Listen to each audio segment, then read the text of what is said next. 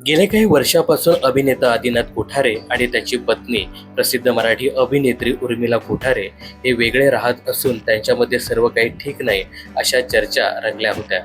Social मीडियावर या दोघांच्या घटस्फोटाची नेहमी चर्चा रंगायची, पण या सर्व चर्चांवरती या दोघांनी आजवर कधीच भाष्य केलं नाही. पण अखेर या दोघांनी आज 16 जुलै 2026 रोजी वेगळा होण्याचा निर्णय घेतला आहे. या संदर्भात दोघांनी सहमतीने आम्ही वेगळे होण्याचा निर्णय घेतला असून सर्वजण आमच्या निर्णयाचा आणि वैयक्तिक आयुष्याचा आदर करतील असंही सांगितलं आहे.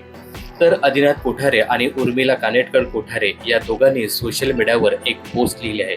या पोस्टमध्ये आम्ही सहमतीने वेगळे होत असून आपण सर्वजण आमच्या निर्णयाचा आणि वैयक्तिक आयुष्याचा आदर कराल असं आवर्जून सांगितलं आहे. याखेरीज जोडीदार म्हणून हा प्रवास जरी संपत असला तरी आमची मुलगी जिजा हिच्यासाठी आम्ही नेहमी एकत्र आहोत.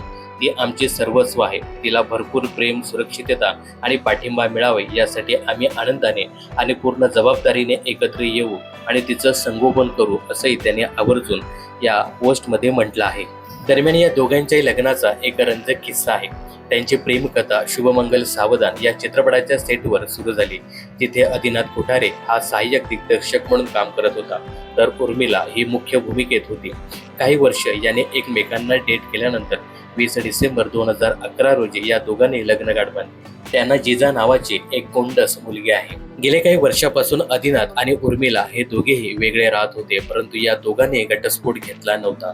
मात्र अखेर लग्नाच्या 15 वर्षानंतर हे दोघेही वेगळे झाले असून आज 16 जुलै 2026 रोजी यांनी घटस्फोट घेतला आहे. तर आदिनाथ आणि उर्मिला या जोडीबद्दल तुमचं काय मत आहे कमेंट्स करून नक्की सांगा.